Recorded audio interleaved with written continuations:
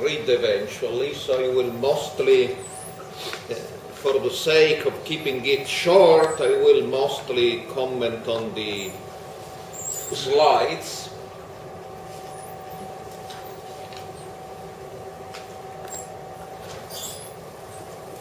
So you recognize Madame Blavatsky, but the other guy is actually Lawren Harris, the Canadian painter. That looks like the most famous painting by Harris, but actually it's not. It's just a small sketch, and this sketch done in preparation for his famous painting North Shore Lake Superior in 2009 was sold for 3.5 million Canadian dollars, which is a record sale in North America for a sketch. It's not the actual painting, which is not surprising considering that Harris has been recognized as the leading Canadian painter of the 20th century.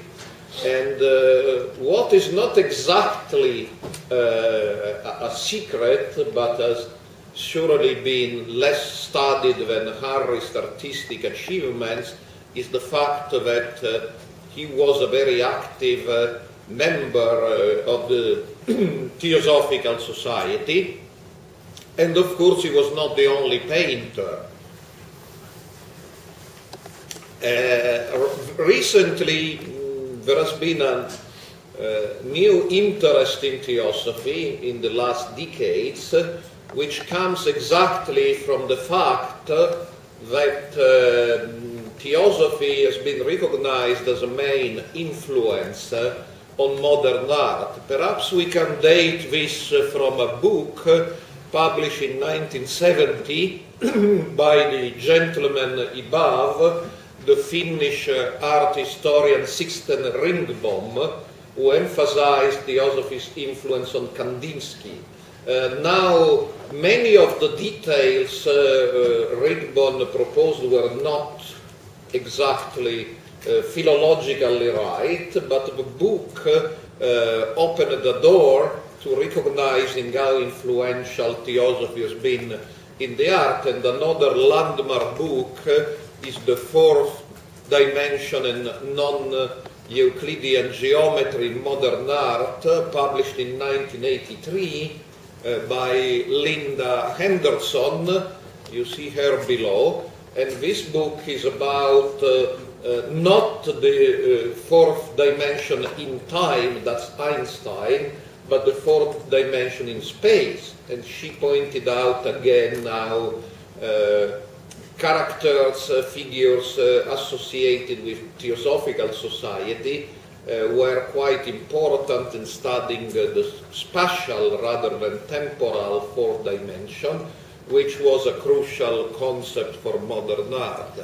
Now, in a way, if you want, we come to Marco Passi, because there were two exhibitions in Los Angeles and Frankfurt, 1986-1995, but I believe in the future it will be recognized as a crucial passage also the conference Enchanted Modernities, Theosophy and the Art in the Modern World, organized by Marco Passi and Sarah Turner in Amsterdam last September, with 50 papers, 250 scholars, perhaps more, and 2,000 people connected in streaming via the internet all over the world. And so that shows you that there has been an explosion of sort of interest in the Theosophical Society, which involves many historians of the art, because Theosophy was studied by very few people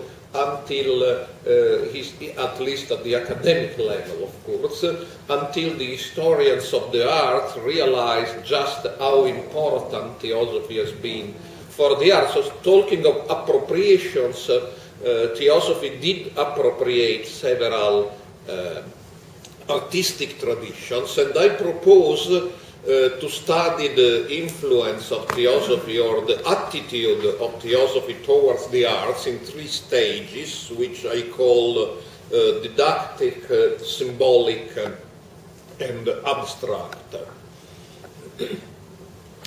Now, Ringbaum and others claimed that Blavatsky's sacred geometry influenced modern abstract art. That's a possibility, but if we look at Blavatsky's life, she was not particularly interested in avant-garde art, and her personal artistic tastes were quite conventional. As we may see from her relationship with the German painter Hermann Schmicken. Schmicken in 1884 was summoned by Blavatsky and painted portraits of Blavatsky and the masters under the guidance of Blavatsky and of the masters themselves. And as you see, that's not exactly avant-garde art. Later in life, Blavatsky became a friend of another artist, which was a better one, Reginald Mackell, who was later responsible for designing her funerary urn for her ashes, which is still in a jar.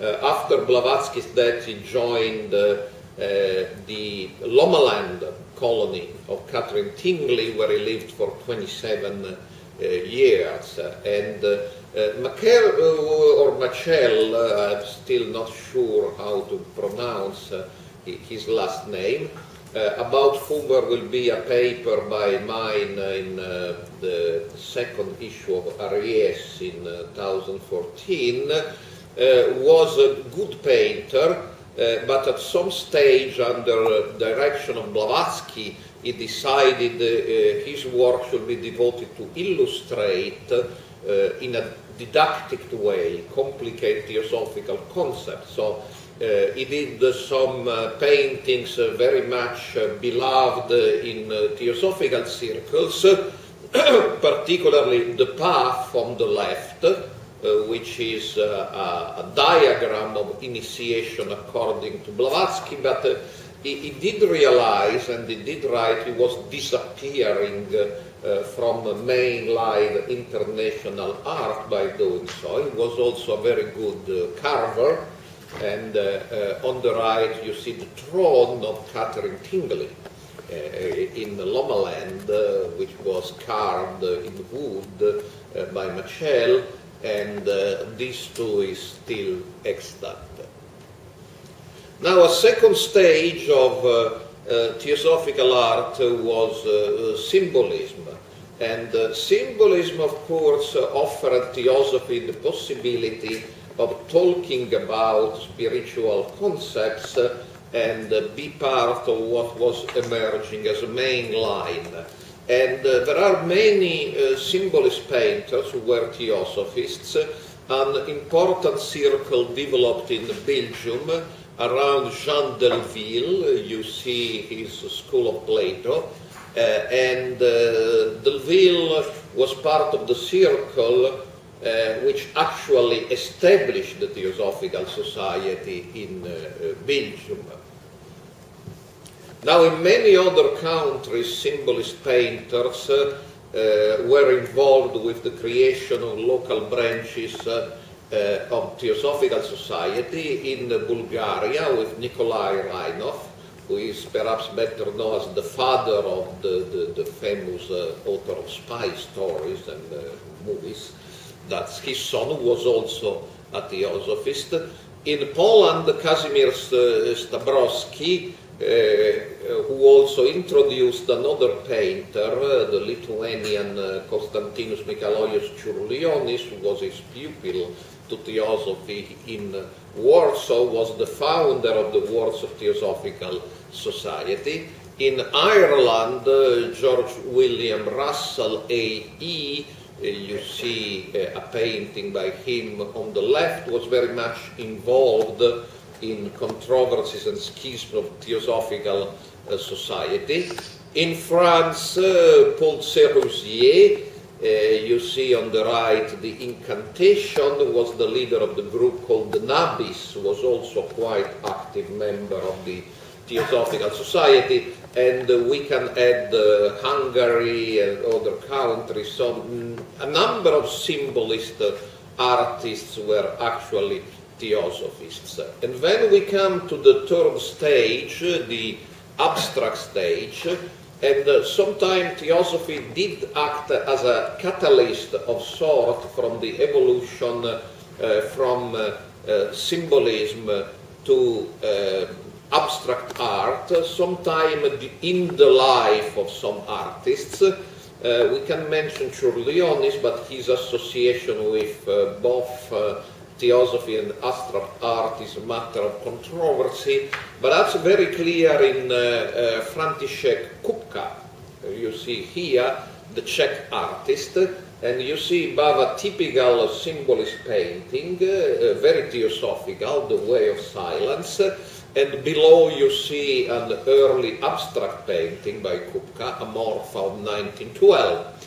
Kupka was interested in Theosophy and also in spiritualism, and as a young man he even worked as a professional spiritualist medium for a while. Of course, what is most famous about Theosophy is its influence on abstract art. Kandinsky, on the left, explored Theosophy for several years, attended lectures by Rudolf Steiner, when Steiner was still in the Theosophical Society, and there are traces of all of this in this famous manifesto concerning the spiritual in art. In Russia, several artists were influenced by Theosophy, either directly or through Piotr Demianovich Uspensky, who was a member of a Theosophical Society for a while himself, and among those who did read Uspensky was Kazimir Malevich, you see on the right, and many others. One artist who was actually a member of Theosophical Society was Piet Mondrian in the Netherlands. He joined the Theosophical Society in 1909. He started as a symbolist, made the transition quite typical for Theosophical artists from symbolism to abstract art, and he created the neo-plasticism.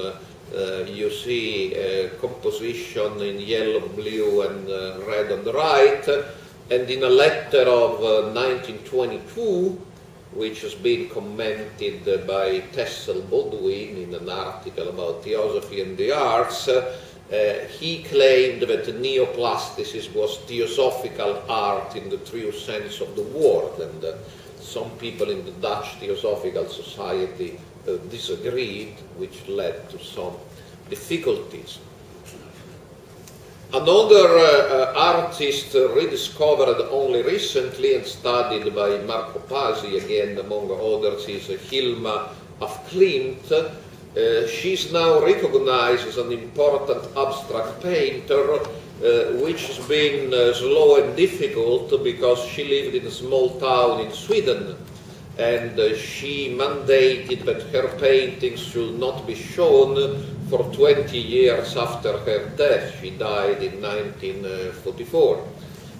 She was a spiritualist and claimed to draw under the influence of the spirits. She was not the only one, but possibly she was the best one among those who did this sort of automatic painting.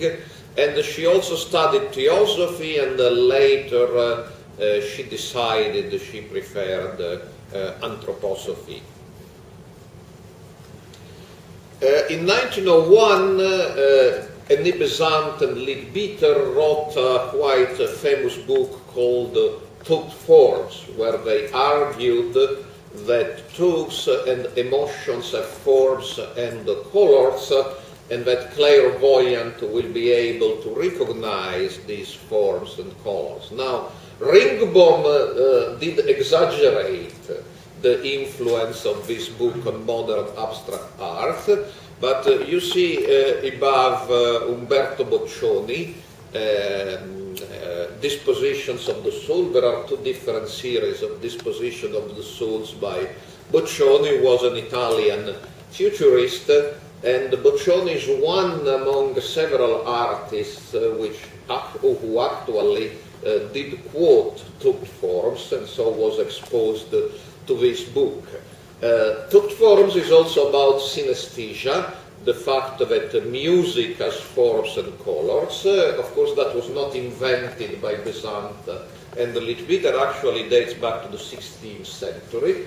But the book was influential on synesthesia, and you see the Tucht form of the music of Charles Gounod in the image below. Now let's come to finally to Lawren Stewart Harris. Many artists are poor, and Harris is an exception because he was extremely rich. His family owned the Massey Harris agricultural machine company, so he never had to work in his life, and he was also able to support other artists.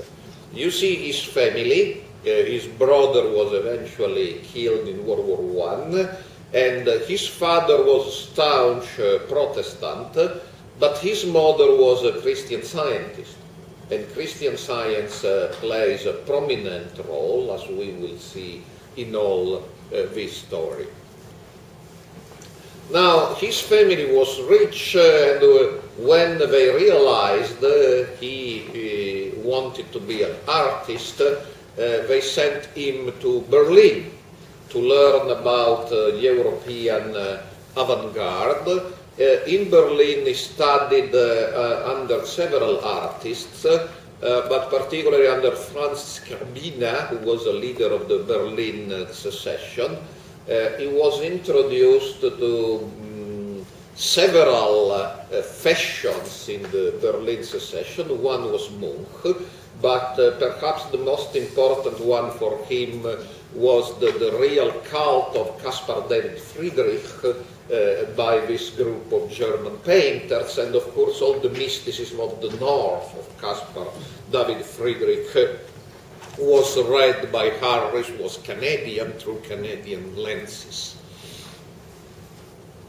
Harris was also able to explore a religious world other than Christianity, because he was asked by the Canadian journalist Norman Duncan to go with him to the Middle East and to produce drawings to illustrate Duncan's articles on his travels in the Middle East for the Canadian press. And here you see a painting by the young Harris, which is not at all similar to Harris' style, but it's one of the illustration when he went to the Middle East with Duncan. Now, the Toronto Theosophical Society had a long history, was involved in the controversies of North American theosophy. There is a book by Gillian McCain explaining this story. And Harris met Theosophy as a young man in 1908 through two friends of him, the art critic Fred Husser, you see on the left, and it's again a name we will meet again, and a Canadian playwright, actually a quite well-known playwright, Roy Mitchell. And he started attending the meetings of the Theosophical Society, was even appointed as member of some of their committees, but for 15 years he did not join. And basically he did not join not so much because he didn't like joining anything, but because of the lady on the right, that's his wife, Trixie Phillips, who came from an extremely prominent and rich family, and was a quite strict Protestant and regarded theosophy as a non-Christian heresy. So in order not to quarrel with the wife, he kept attending the Theosophical Society, but didn't join formally until 1923. In the early Canadian years, Harris started painting urban landscapes, including a very poor neighborhood, and when after Ringbom, I would say, some Canadian historians of art discovered this theosophical connection. They already saw some theosophical influence on these landscapes, which is perhaps questionable. Harris became a friend with a very promising amateur, but not really amateur. He didn't have a formal education, but is now recognized very good painter, Tom Thomson. But Tom Thomson was killed in somewhat mysterious to this very day. There are 3 books and a movie about it, alleging he was killed in boat accident in Cano Lake in 1917. And that led to depression for Harris, which for several years didn't paint and lived as a recluse. I think there were 2 things together, the death of Tom Thomson and the death of his brother in World War I. Eventually Harris recovered and became a successful painter. And in 1920, he founded the Group of 7, who had a crucial influence on Canadian art. You see here the Group of 7. 3 of them, Harris, G.A.H. MacDonald, and the sculptor Arthur Lismer, were actually members of the Theosophical Society and all had sympathy for theosophy. But what has not been recognized is that all had family connections to Christian Science as well. Christian Science did play a role in this artistic milieu. Now, during the years of the Group of 7, basically during the 20s, Harris painted his most famous Canadian landscapes. If today we think about Harris, we do intend Harris landscapes. Now that's perhaps his most famous painting, North Shore Lake Superior of 1926, the same you have seen the sketch for, which was recently sold. And here, that's, I would say, it's typical Harris in the 1920s, a very distinctive way of approaching the Canadian landscape. These are 3 of the Canadian mountains above and the Arctic below. He was also able to join explorations of the far north in order to paint. But he was also very active in the Theosophical Society. He became the spokesperson for Canadian Theosophical Society on the radio, and he was quite successful. And evidence of how important theosophy was for him, in a way he discovered Emily Carr. She's now regarded as another leading Canadian artist. She lived in British Columbia, was only a local artist, and thanks to Harris became an international sensation. But Harris didn't only promote Emily Carr, he tried to convert her to theosophy.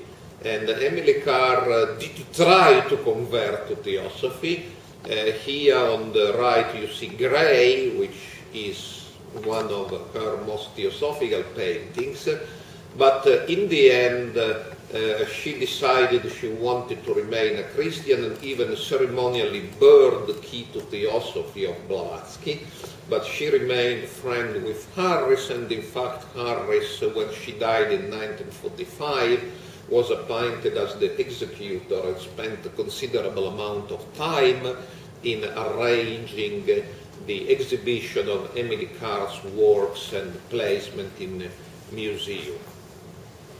Now, Harris was married to this austere Protestant lady, Trixie Phillips, but at least from 1920 she was in love with Bess Husser. She was the wife of his best friend, Fred Husser, who didn't care a lot about her because he had a lover in turn, another theosophist and artist, Yvonne McCagg, and she was a Christian Scientist. And in 1920 he painted what you see on the right, which is called The Christian Scientist. This is actually a portrait of Bess. She became a theosophist, and finally in 1934 Harris divorced his wife and married Bess. And Bess' husband was very pleased because he could marry Yvonne. And the only one who was not pleased was Harris' wife. And since Harris' wife came from a very important family in Toronto, she created such a big scandal that Harris and Bess has to skip the city and didn't skip the country and moved to United States. The wife also accused Harris of bigamy, claiming the divorce he obtained in Las Vegas was not valid in Canada. So he accused him of being a bigamist.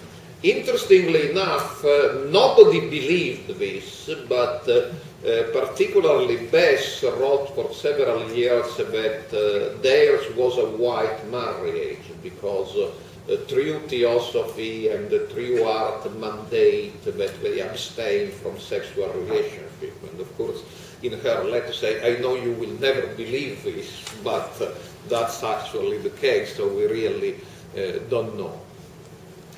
Now, from the artistic point of view, the idea of moving to the US was quite productive. Harris had been interested in abstract art before, but in the US he was able to actually meet Kandinsky and also to become a friend with Catherine Dreyer. Catherine Dreyer was a patron of the art. She had herself theosophical connections, and she made Harris the only Canadian member of her Société Anonyme. She also introduced him to Marcel Duchamp. Now, in the American period, Harris reread two forms, and for instance, Ann Davis, who did a dissertation on Harris and was the curator of an exhibition on theosophy and Canadian painters, not only about Harris. She claims that a famous Harris painting, Left the Winter Comes from the Arctic to the Temperate Zone, was influenced by Wagner's thought form in the book by Besant and Leadbeater, so you may decide whether such is the case. In the US, after a period in Hanover, where he started painting abstract art, left, Harris moved to the better weather of New Mexico. And in New Mexico, he was also attracted by a colony of theosophical artists, including the Hungarian-born Emil Bistram, Raymond Johnson, and they were visited by George O'Keeffe, who was also exposed to theosophy and later moved there, but she moved there after Harris left, and by the French astrologer Dane Rudyard, Daniel Chenevier. Harris knew him because he had been in touch with the Canadian Theosophical Society, and he was also an abstract painter of sort. Now, a secret which was not really a secret, what was all these New Mexico painters, not O'Keeffe, but Bistram and Johnson, were followers of Nicholas Roerich, and Harris knew Roerich personally. They met in New York, But of course, these artists in New Mexico were much more deeply into Rerich Esoterica, the message of Agni Yoga, and also the claims that Rerich was really a messianic figure. And Harris never became a follower of Rerich, but quite interesting in this milieu. In 1940, he had to go back to Canada because of the war. The shares, the royalties on his shares of the family company could not be paid abroad, so he had to return to get his money. He settled in Vancouver, became a friend of Jock MacDonald, which is not the other MacDonald, member of the Group of Seven, who was a follower of Uspensky, and you see a painting by Jock. And it's a strange period, because on one hand he was honored as Canada's national painter, but on the other hand the critics said, oh, the great Harris is the Harris of the Group of Seven, the abstract art we don't care very much about. He died in 1970, and you see the grave in the garden of the McMichael Museum, where the ashes of both Harris and Bess are kept. Now, quickly, some of the ideas of Harris, who, unlike other painters, wrote a lot about theosophy and the arts. He started from Blavatsky. He said, we have to read Blavatsky. We don't care very much for Besant and other lead beaters. And Blavatsky teaches us that aesthetic is superior to morals. Of course, there can be some references to Harris' private life and divorce. But it says the aesthetic attitude is much superior to the moral attitude. And beauty is very important because it takes up to another plane of reality, but also comes down, explores the soul, and destroys hypocrisy and destroys what is false in the soul. So the real beauty should be able to go up and to go down in this way. Now, Harris was a Canadian nationalist, and in my written paper you will find more quotes, but of course Canadian nationalism existed before Harris, so we are talking of an appropriation, but he reinterpreted it through Blavatsky, who said that a new sub-race was emerging in America, and he claimed that nobody can go to the Canadian North without experiencing a mystical transformation. Of course, he realized that Blavatsky mentioned the United States, not Canada, but here he used again Christian Science, saying the United States are just too crowded. People live mostly in the city, and that's polluted the psychic atmosphere, creates animal magnetism. That's vintage Christian Science. While in Canada, few people live in the cities. It's much more clean spiritual atmosphere. So perhaps Blavatsky should be corrected, and the real race will emerge in Canada. He also claimed that the best art to raise the spirit of the nation was abstract art, but we went through different phases. We started from Kandinsky and Mondrian, of course, had the Theosophical connection themselves.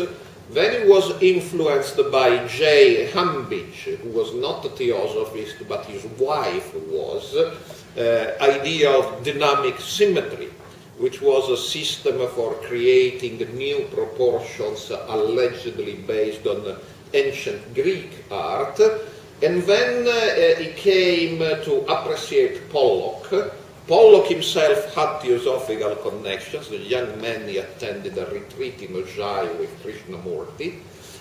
Then he abandoned the spiritual interest, but recovered them in the last few years of his life through his friendship with Graham, and started talking about abstract expressionism. Now in 1 minute I will give you what for Harris is the essence of Theosophical art, it should not be symbolic. Symbols are a bad thing, actually are animal magnetism, an attempt to influence other people, which is the ultimate evil for Christian Science. And symbols also take people out of the work of art, while people should stay inside. And he never quoted the symbolic artists in the Theosophical traditions, and he always says that the real Theosophical art and the new aesthetic inaugurated by Blavatsky is not symbolic. However, geniuses and artists always make exceptions to their own rules. So at age 75 in 1960, he painted Atma Buddhnivanas, which is a very symbolic and even didactic diagram of Theosophical ideas. It also shows, as an old man, he was still very much into Theosophy. Is this Theosophical art? In a letter approved by Lawren, Bess Harris wrote that he never intended to paint dogmas and doctrines of the Theosophical Society, and that's true. Theosophical art for Harris should not preach any doctrine, but should give you an experience of beauty, which is not symbolic, but keep you within the work of art to experience with dual transforming movement of beauty. And I will conclude with a quote with Fred Husser, Bess' first husband and member of the Theosophical Society and Harris' best friend. From a spiritual point of view, the creative artist, not the businessman, typifies America, and you see again appropriation of Canadian nationalism vis-à-vis United States. The creative life, which the real artist represents, is the Theosophical life, as it was understood and expounded by the founders of the Theosophical Society. The true artist is an occultist. Thank you.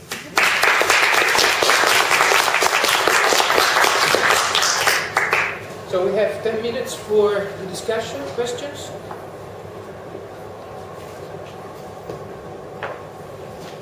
Back. When you say, you said, talked about Madame Blavatsky's conventional art, and you have the Schmeeken picture.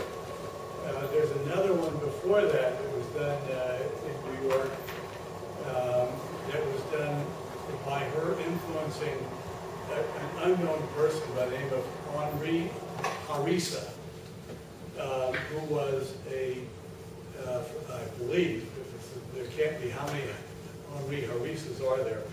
I believe is a French Jew who is famous otherwise as an American.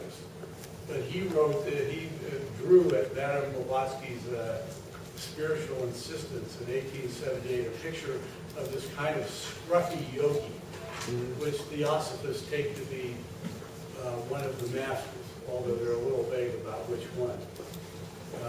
And there's another thing, a very interesting picture by Madame Blavatsky herself when she was a spirit artist. And you mentioned spirit artist. And this one is a triptych with two side panels, a front panel, and the main panel of the picture is a kind of a very romantic landscape, and then there's something like a master or a spirit or something standing there at a railing, perhaps John King. And the interesting thing to me, this is at the Temple of the People in Oceano, California. They preserve it. And it has written on the bottom, it says, painting done by Madame Blavatsky in 1873, in which she withdrew into a private room and under spirit influence painted the following. And then in typical 19th century spiritualist fashion, it's got 5 or 6 signatures at the bottom of people who witnessed this wonderful thing of Madame Blavatsky going into a dark room and coming out with this bit of spirit art. And so it's very odd that someone who, and this is very conventional stuff. I mean, this is what any well-educated young Russian young lady learned, you know, from a tutor when she's growing up. That's sort of art.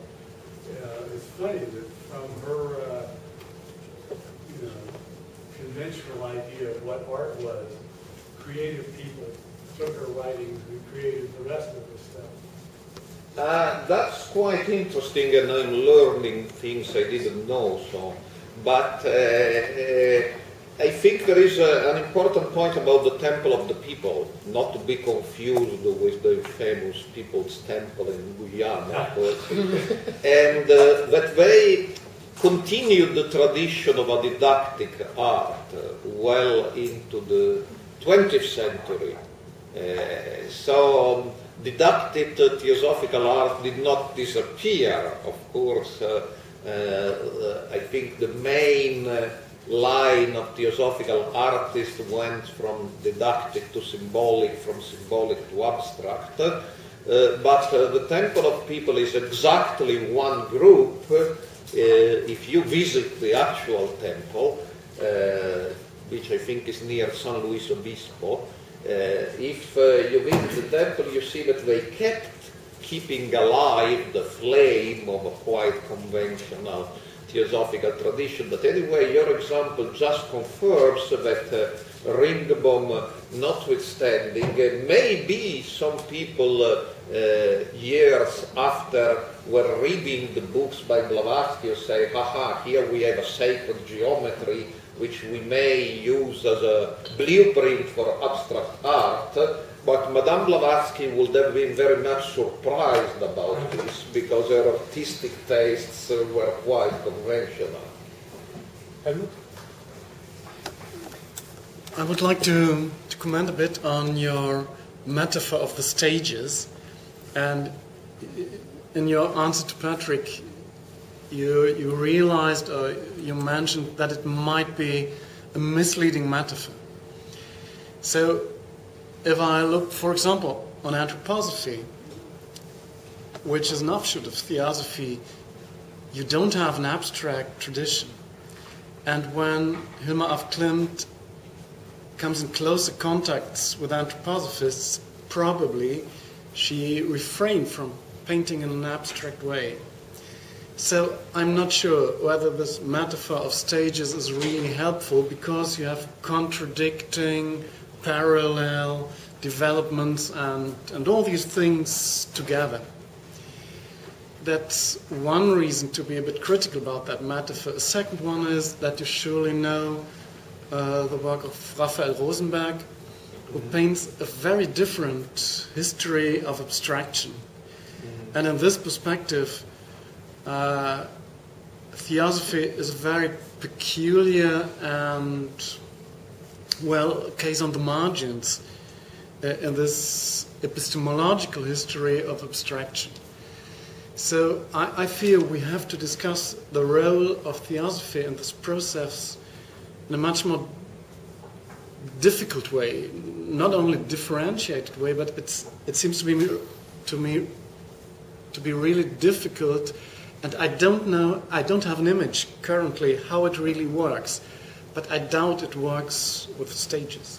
Now, thank you for the question, which leads me to clarify that I do not claim that Theosophy created abstract art. And I'm familiar with Rosenberg's criticism of Ringbom. Actually, I alluded to it by saying Ringbom somewhat exaggerated the influence of Theosophy on abstract art. But what I try to do is somewhat different. It's not to create a grand tree of modern art, which I probably not be able to do even if I wish to, but simply to classify, and of course all classifications fall short of the reality, those artists who were either members or associated with the Theosophical Society. And when I do this, I realize that All taxonomies in social sciences are just tools which are extremely questionable. In fact, in the next conference in Cambridge, I will talk about Giacomo Balla, and Giacomo Balla almost destroys this taxonomy by himself, because so it should not be intended in a rigid way. But I think there are artists like Blavatsky herself and her friends who are very didactic, just they want to illustrate, just as some Christian artists will illustrate Christian books. Symbolism did play an important part, and then there are some artists associated with the Theosophical Society, and even members like Mondrian, who did abstract art, and some people went from symbolism to abstractic. Harris, Kupka, Churlionis. In Amsterdam I talked about what is myth and what may be reality in Churlionis' association with Theosophy. So, of course, I do share Rosenberg's criticism of making too much of theosophical influence on modern art in general and abstract art in particular, but I simply try to tell a minor story of those artists who were really associated with the Theosophical Society. I would like to say something about this. I think that the problem is not with the taxonomy, but rather with the chronological sequence. That's more the problem, because I think it makes sense, for instance, to distinguish between symbolist art and abstract art. It's almost self-evident, so that there's no problem with that. I think it's more of a problem to put them in a kind of chronological sequence, like one is coming and then, because this is typical of a kind of linear history that is part of perhaps an old-fashioned narrative of the history of modern art. I would guess that probably didactic art has been there from the beginning, and then it continued, and it was always there. So it was not so much of a stage, and I think we just don't know exactly how much of it has been produced, because it has never been in the radar of art historians, because they just didn't consider this production important enough or good enough to be studied. On the other hand, we heard yesterday night a very interesting paper about Greek artists inspired by Theosophy, by Vittorio Ferrantino.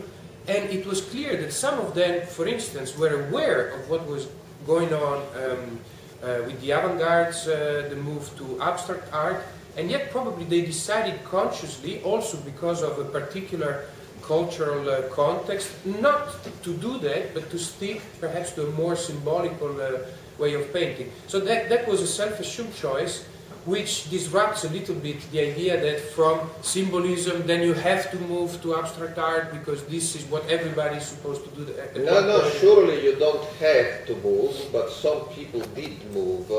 And Machel, of course, is a case in point, because Machel did write, actually, that he made a conscious choice suggested to him by Madame Blavatsky, and he was a promising young academic painter when he went to the fashion of the pre-Raphaelites for a while, and then he decided to do theosophical art. But for him, and that's the very interesting point, and he was told by Blavatsky, theosophical art means the path or similar painting, so illustrating theosophical ideas in a very similar fashion how some Christian conventional artists may illustrate the Bible.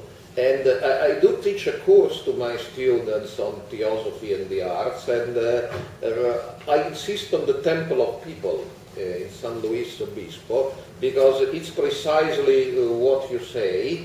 It shows that didactic art, nobody studies it, but it's always there, and it's there to this very day. So there is no chronology, it's just logic. It's logical, but it's not really chronological. Okay, we are slightly over time. We have two questions. If they're very short and you can give short answers, we manage to do it. So please, Julie first, and then... More of a comment than a question. First of all, I loved your paper. I really, really enjoyed it. It's very interesting. As you were talking about Harris's reading of Blavatsky, something sprung to mind which might be relevant, something that Blavatsky wrote in The Secret Doctrine, which she drew from Kenneth Mackenzie, the fringe Masonic author who wrote the Masonic Cyclopedia. I dug it out, and she's speaking about the difference between an emblem and a symbol, and she says that an emblem comprises a larger series of thoughts than a symbol, which may be said rather to illustrate some single special idea, that a symbol is a concrete, visible picture or sign representing principles or a series of principles recognizable by those who have received certain instructions. And then she says more about it, but I just thought that might be somehow relevant. Very short answer. I was trying to find in my longer paper the quote. He said that symbols are Harris wrote that symbols are very important for Blavatsky, but Blavatsky didn't suggest to artists to reproduce symbols, because for him, and that's of course it's a questionable idea, other theosophists may have different ideas, Blavatsky made possible a new aesthetic which goes beyond symbols. He says symbolic art was very good for the Middle Ages, but was for another time.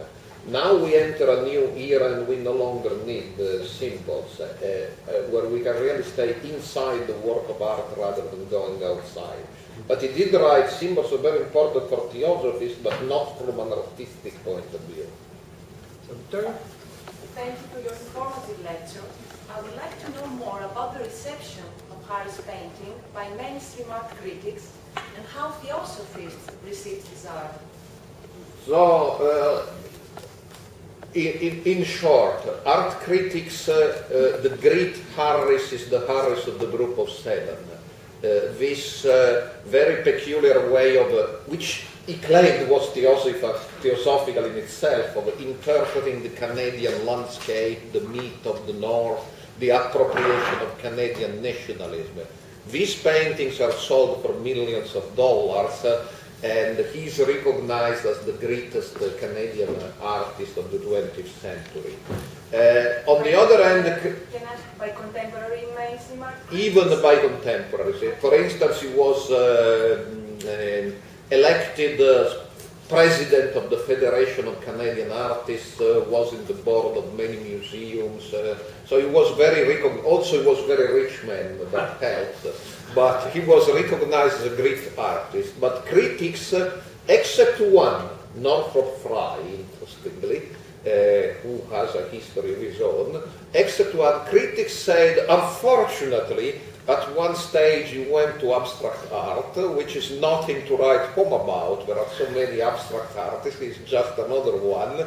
And that's the minor Harris, and he was not pleased about it. But everybody regarded as the great Harris, the Harris of the 1920s, 1930s, but not the Harris of the American period that did the abstract art. Theosophical circles, I'm not sure they really understood his ideas about art, but we were very much pleased that such a famous man was a theosophist.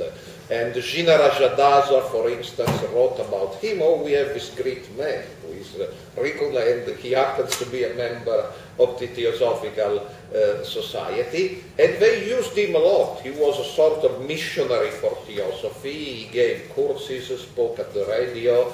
I'm not sure that all the subtleties of his discussions about Pollock were understood by all theosophists, but they lionized him because it was good PR to have the famous man claiming proudly to be a theosophist.